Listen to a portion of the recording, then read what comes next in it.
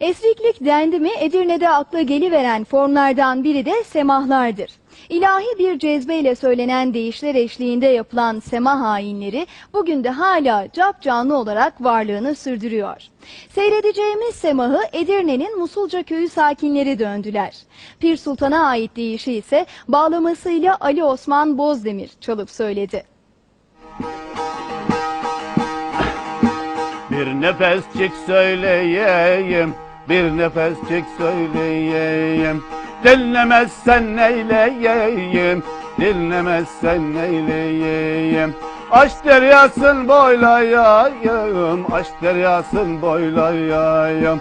Meydana dönmeye geldim, darına durmaya geldim.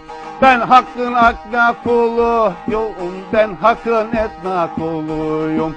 Kem damarlardan biriyim, kem damarlardan biriyim. Aynı Cem'in bülbülüyüm, aynı Cem'in bülbülüyüm. Meydana dönmeye geldik, meydana dönmeye geldik.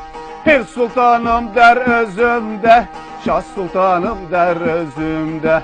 Var mıdır noksan özümde, var mıdır noksan özümde?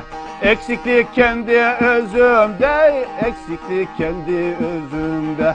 Darına durmaya geldim, meydana dönmeye geldim. Darına durmaya geldim, meydana dönmeye geldim.